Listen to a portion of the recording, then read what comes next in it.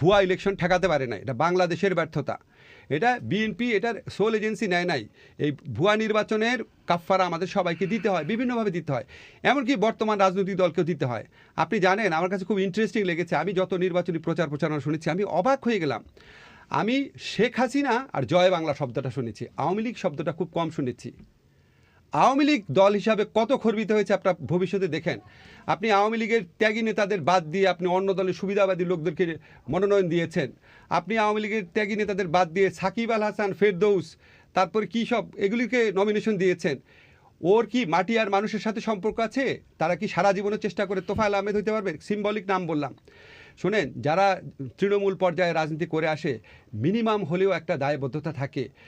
হাজার হাজার লোকের সাথে সে ইন্টারাকশন করে বড় হয়েছে। সাকিবকে হাজার হাজার লোকের সাথে ইন্টারাকশন করে বড় হয়েছে। নির্বাচন প্রচারণাকালে তো একজনকে থাপ্পড় দিয়েছে, আরও 100 জনকে থাপ্পড় দিবে দেখবেন। Do they care for Bangladesh? করার তো কারণ নাই, সে তো ওইভাবে মানুষ না। আপনি আজকে আওয়ামী লীগকে কোন জায়গায় নিয়ে গেছেন? আপনি যেদিন আওয়ামী লীগের দুর্দিন আসবে, আমি বলে রাখলাম, আপনি দেখেন আওয়ামী লীগকে খর্ব করার জন্য বর্তমান সরকারে যারা আছেন তাদেরকে একসময় দায়ী করা হবে।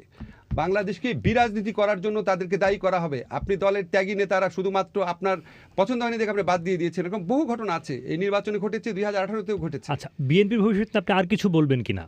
আমি মনে করি বিএনপির ভবিষ্যৎ, বিএনপি খর্বিত হতে পারে, বিএনপির অনেক দুর্দিন আসতে পারে, কিন্তু যত কিছুই ঘটুক বাংলাদেশের যে অ্যান্টি আওয়ামী লীগ বিরোধী যে সেন্টিমেন্ট আছে, বিশেষ করে এই গত আমলের দুঃশাসন করার জন্য, ওই মানুষগুলো তো আর আওয়ামী লীগে পরিণত হবে না। আচ্ছা, একটা ছাতা তো তাদের লাগবে এবং সেখানে বিএনপি তাদের ছাতা, সেই ছাতা যতদিন পর্যন্ত বিএনপির অল্টারনেটিভ না আসবে বিএনপি থাকবে, আপনি যত অত্যাচারই করেন।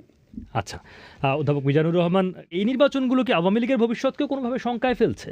আচ্ছা, আওয়ামী লীগ তো চরম দুরবস্থার থেকেও উঠে যাওয়ার ইতিহাস তো আছেই। 15ই আগস্টের মতো ঘটনা তো ঘটছে, এরপরে সর্বশেষ 21শে আগস্ট, এগুলোর এর চেয়ে বড় আর কি ঘটার বাকি আছে? তো সেজন্য আওয়ামী লীগ কখনোই একেবারে নিস্তেজ নিঃস্ব এরকম হওয়ার কোনো সুযোগ নেই, এটা হবে না। আর বিএনপিও এইটা একটা প্ল্যাটফর্ম। এটা যারা বলে যে বিএনপি এই একটা ইলেকশন করা না করার মধ্যে দিয়ে এই আইডিওলজিক্যাল একটা শিপমেন্ট, কিন্তু এটা মানে বাংলাদেশের মুক্তিযুদ্ধ এবং পরবর্তী পর্যায়ে যতগুলো ডিভাইড, একটা অগ্রসরমান চিন্তার যত মানে পিছুটানের যত লোক ছিল, তাদের একটা আপনি লেগাসি অফ ব্লাড যে ওই বই, ওখানেও লেখা আছে এই দলটা গঠিত হয়েছে 78 সালে। 79 সালে যখন নির্বাচন হয় 300 জন প্রার্থীর মধ্যে 250 জন ছিল দালাল গোত্র শ্রেণীর। বই থেকে বলতেছে 141 পেজ নম্বর। অত্যন্ত ফালতু বইয়ের রেফারেন্স দিয়েছেন স্যার, এটা কোনো বই না। হ্যাঁ, ওটা আনালি হিসাব করে দেই আমি কে কে আপনি 250 জন বের করে চ্যালেঞ্জ করলাম আপনি। মশিউর রহমান জাদিমিয়া থেকে আর একেবারে আগাচ্ছে গোড়া পর্যন্ত শাহ আজিজ মাওলানা মান্নান থেকে কেউ বাদ নাই। শুনেন, এইটা এবং মুক্তিযুদ্ধের সংখ্যাও সবচেয়ে বেশি ছিল। আপনি বিএনপির উৎপত্তির সময়কালের কথা আওয়ামী লীগ নেতারাও বলেন, কিন্তু 91 এর নির্বাচনের পর বাংলাদেশের রাজনীতিতে বিএনপির অন্তত এই গণতান্ত্রিক ব্যবস্থার মধ্যে একটা তো অন্তর্ভুক্তি এবং ভিত্তিও তৈরি হয়েছে নাকি?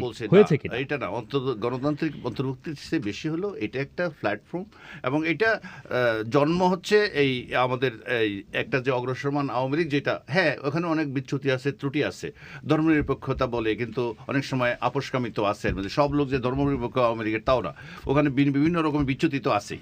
তারপরে একদম কাগজে কলমে লিখিত ফর্মে যেটা আছে, বাংলাদেশ একটা ধর্মনিরপেক্ষ রাষ্ট্র হবে, এটা কিন্তু বাংলাদেশ আওয়ামী লীগই এটা ধারণ করে। এর বিপরীত যে ধারণা যে মুসলিম লীগ ঘরনা অথবা একটা ইসলামী পলিটিক্যাল ইসলামের কাছাকাছি ভাবধারার মনোভাবাপন্ন যে ব্যক্তিবর্গ অথবা এই সবের একটা সম্মিলিত প্ল্যাটফর্ম হচ্ছে এটা, এবং এটা আওয়ামী লীগের বিরুদ্ধে করে টিকে থাকতে হবে, আর নাইলে এটা জাতীয় পার্টির মতো হয়ে যাবে।